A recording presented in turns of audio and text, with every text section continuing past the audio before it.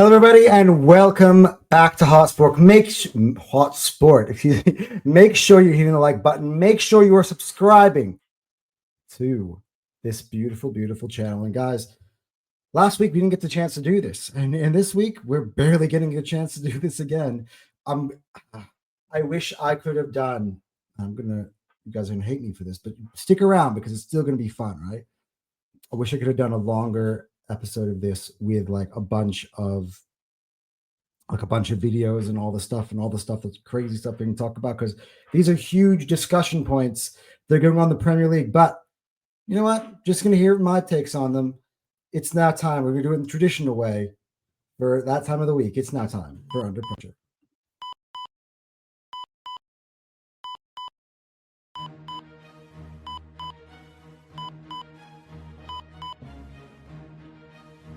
All right, so again, make sure like buttons are being hit. Make sure you're subscribing. This is Under Pressure in the traditional way, the way we used to do it. At the start of the year, we're just going to kind of go through, and I'm going to cook. I'm going to tell you why these guys are under pressure from my mouth. And by the way, make sure you're hitting the QR code. We are going to be going live with a topic that has been discussed on Under Pressure. We're going to delve deep into it. We're going to get Cal and Seb's take from, of course, Cal, from Via Them Cannons, and from Cal Gunner TV, but also from the Football Terrace, and Seb, who's also from the Football Terrace, who also has at times also stepped in and co-hosted FTC with me. We're going to be doing a big discussion regarding Victor Gyökeres, so look out for that one. Hit the QR code, but let's go. Let's talk about who is under pressure this week. Yeah. Different name, different face. It's Enzo Maresca. Maresca! No, I'm just kidding. One of two bald frauds being discussed today on Under Pressure. And guys, people were crowning Chelsea title contenders. They're as good as Arsenal. People telling me that they're better than Arsenal in all positions but center back and goalkeeper.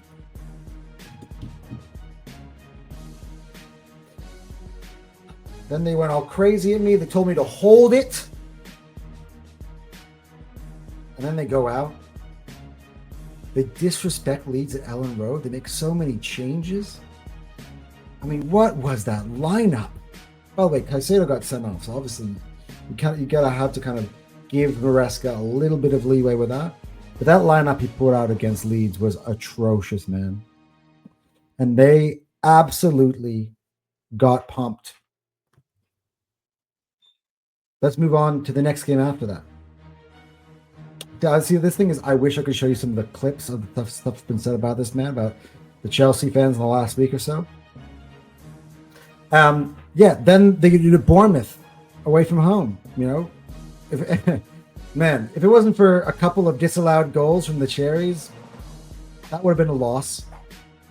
So, Maresca, absolutely in trouble, in my opinion, when it comes, what he's done this week has been bad. I don't think he's in the way out. I don't think we're discussing sacking him because I think that the expectation for the most part has been just brought low. And that's been another discussion that's been talked about, is that people feel like that the standards have been brought down.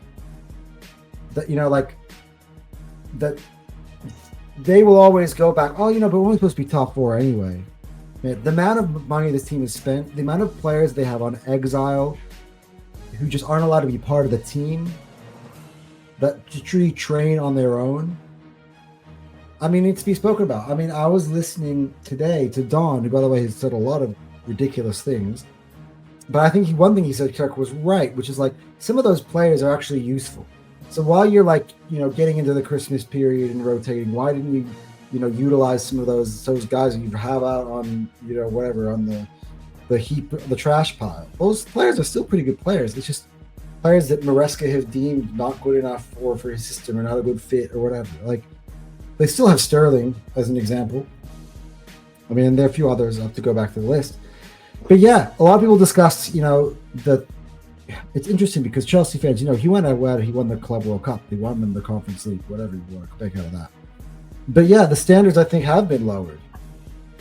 You know, like I think a part of it, you need to do that to kind of keep the fan base at bay, to allow for this thing to grow. And I think not a lot of it is on his head. I think there's a lot of issues, things that were happening before,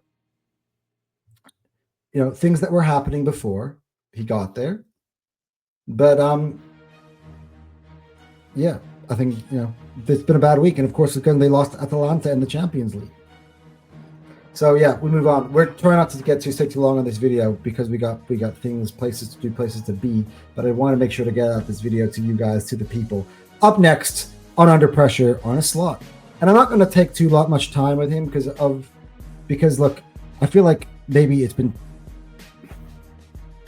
Salah, and we'll get to him as well on this list, not to spoil anything, but Salah has also kind of taken the pressure off of him this week. But it's got to the point now where Chelsea, where Liverpool are going to have to choose between Slot and Salah.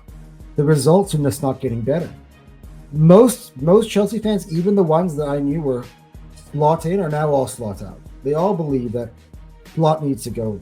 The board backs him. I think that's fair because he delivered them a title. I think it's fair because I think that he needs to be able to sort of still kind of figure out these players and figure out a new way. And I think there's still a way to salvage it. I still think there's a way for them to get better, but it's not getting better. We're waiting for it to happen, and they haven't. And I feel like he's lost the respect of the locker room. The fact that Salah had to say what he had to say is a big deal. And I think on that part of it, saying the coach and I don't have any communication really at all. It seems like it says something bad to me. Like, how does Slot not have the proper communication with his star player? I feel like there's a split in this locker room. Some are backing Salah, some are backing the club, and with Slot, and I think it's an issue. Like, everything, the drama is insane. And yeah, the reason why the drama has amplified, not even because there have been crap on the football pitch, is because Mohamed Salah said what he had to say. He came out and he basically was saying he's upset. He feels like he's been, thrown under the bus by the football club. He's been held out to dry after 3 games of not starting. He's been left out of the squad against Inter, and they actually won that game. So shout out to Slot. Although to be honest, they got gifted the penalty, which I think was questionable, but it was a gift, something that teams, like when you're in that type of vein of form, sometimes you just need. But yeah, a lot of the questions I've been asked it, on the side, like, should Salah stay? Should Salah go? Should he apologize? Steven Gerrard has come out and said his take. Jamie Carragher has absolutely ripped him. Not just that, like, taking it too far, talking about his form with Chelsea years ago, and with Egypt, and he's not that good. Just, I don't know where I stand on this. I feel like they need to make peace in some way. I feel like today is a big game because he's going to go away to AFCON after this. Is this a goodbye? Are they saying goodbye to Mohamed Salah this weekend? Guys, there's so many layers to this discussion. But he's under pressure. If anything, it's beyond that. It could be that he's just done. That they're finished with Salah. For me, I don't think it's appropriate. I think he's being a distraction. I don't think it is necessary to do all what he's done. But at the same time, if he feels like he's being mistreated in his workplace, I think he also has the right to stand up and speak about it. So you just don't know. But it seems like something is going to a bad place here with Liverpool and with Mohamed Salah. I think everyone is sort of wrong in their own way. I think Salah is being immature. But I think Liverpool is also being unprofessional. But it's hard to know the truth until people actually reveal to you what is going on. But yeah, he's been in the news all week. So Salah has been under pressure. And unfortunately, this man also has been under pressure. Victor Gyökeres. And to be honest, I don't get it. I don't even think it's warranted. I'm going to give you a preview of what you're going to get tonight in our big episode on Fire Them Cannons. The dude, by the way, he's not performed up to the expectations. Let's be honest. Like, we thought this guy would be a gun man, whatever. But I think as well, to a certain extent, you have to give him the leeway. You have to be able to give him some sort of leeway here, I think, to sort of get used to the league, get used to playing with his teammates. It's been so choppy and changey in the front line for Arsenal. We've had so many different lineups up front, so many different players out. You had to play Matchweek at times because Saka wasn't available. Odegaard hasn't been available. Eze's been playing in the 10, or Eze's been playing on the left, or Trossard's been playing on the left, or Martinelli's been playing on the left, or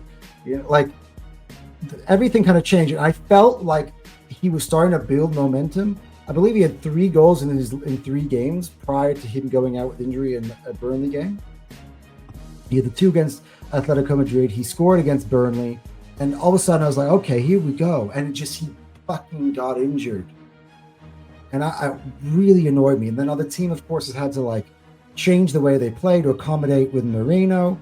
And they started to settle in with Moreno in a certain way. Although, to be honest, I don't think it's been yielding the results that I would like it to be honest. And I don't think teams respect Moreno as a goal-scoring threat, even though he does score. And while the love, I feel like Moreno has become the favorite player for our rivals and Arteta routers all of a sudden. And a lot of people have been talking about, when Kai Havertz comes back, he'll be the answer. Or Jesus looked good for 20 minutes. Maybe he's better than Gyökeres. I actually think Gyökeres is 4th choice for Arteta. And Moreno is ahead of him in the pack. And I'm like, this is just ridiculous. Honestly, his teammates don't even freaking put him into position. Don't give him the ball. He makes amazing runs. By the way, the team is just better, more fluid attacking-wise when he's there. The spaces open up for all the other attackers to eat. And everyone's just saying, he's a bust. We wasted the money on this guy. Maybe he was Sesko's that we should have bought. He's not going to be the player that we thought he was going to be. And I'm like, well, hold up. First of all, do you guys even know, watch Victor Gyökeres? Yeah, he's not an aesthetically pleasing footballer, but he scores goals. But he needs to score goals for people to see him making the runs, for them to get him the ball, get him into spaces so that he can score goals. He's there in the position. There's so many times that he could have had goals. Saka chose to shoot and score rather than give it to a wide open Gyökeres. Matchweek chose to shoot and hit the side net instead of passing it to a wide open Gyökeres. Gyökeres are making runs time and time and time again in the Club Brugge game, and nobody saw it. I was like, guys, pass him the damn ball. It's one of the reasons why I'm losing it, even though we're winning 3-0, because I know what is coming up on the other side. And of course, Arteta takes him off after 60 minutes. It's not because he was poor. I know he didn't make the impact that you wanted him to on the game, and I think that all that is fair. But he's also coming back from fitness. That's why Arteta takes him off after 60 minutes. He's trying to protect him. He's trying to give him 60 minutes after a start. Let's see how much he's going to get for Wolves. He's trying to embed him in. He's trying to get him back, and he's doing the right stuff as a coach. And instead, everyone's just like, Gyökeres, score. He's not going to score if you don't give him the damn ball. I mean, I've had enough of people with this discussion. But for me, the under pressure, he's under pressure, right? But Victor Gyökeres, this is why I put you on this list today, because it's meant to bring good luck. And I think for you, of all people on this list, I really hope it does. I would love for you. I don't need you to score, because as long as Arsenal win, I don't care. But I would love you to do it just so you can shut these guys up. More to come on Fire Them Cannons on that. And finally, Arsenal, the team under pressure. The lead has been cut down to 2. I've had to sit there all week on so many different shows. I was on Six-Sided, I was on my own show, I was on the Goodness Therapy, trying to be the only one who's kind of been like, guys, there was so much, there were so many injuries, there were so many things go into the result coming out the way it was. And yeah, it was unlucky. And Villa were hard at home, and it's hard enough to go there, especially not without your best 2 center backs and all 4 fullbacks playing in your back 4 away from home. Yeah, it was tough, and I hated that final sequence. I thought we were holding on for a draw, but yeah, now we got no room to breathe, and we got to go ahead and just beat Wolves. And then I think we need to win 4 games in a row. But this is it. This is time for Arsenal now to start going on a run, and it has to be in December. Do not let December derail the season. Because of the moment, one more drop points, and I will be worried.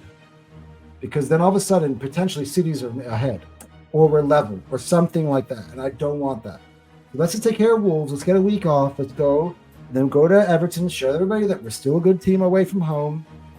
When we don't have all of those, extra extensive issues going on in the background in terms of our health and fitness. And Arteta keeps going behind the mic. He's like, oh, he's a 2 days away, or well, he might be taking longer, and all the different lingos, and we'll go over that in Fire Them Cans as well.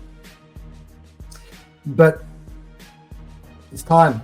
I mean, I couldn't even take you off. I mean, I would have taken you off last week, but I put you back on because it's been 2 weeks. And yeah, let's get together, Arsenal. Let's go ahead. Let's win. And oh, by the way, we've already won in the Champions League, but let's win the Premier League, right? I think City have a tough one at Palace, but make sure we extend that lead to 5 before they kick off in the following day, and let's just go ahead and do this, guys. Anyway, guys, that is all I have time for today on Under Pressure. We did that for 16 minutes today, guys. Yeah, look, I honestly, I wish we could have done like a longer one with the videos and some of the takes that other people have spoken about on this stuff. I would love to see, the Gerrard clip, the Carragher clip.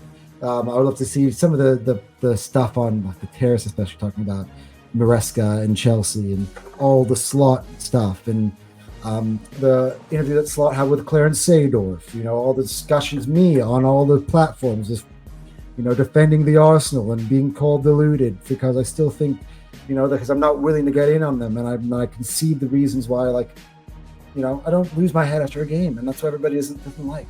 Okay. And I would love to have seen you, the fraudulent impatience from my fan base talking about Victor Gyökeres. But anyway, guys, that's all we have time for, guys. Make sure you tune in later on today. We're going to have Fire Them Cannons. We will be doing Upset Alert either with me, or I'm going to try to convince the boys to come on as well after we film the pod to do a quick Upset Alert with me. So busy day across all my platforms. And we'll see you guys later. Anton out.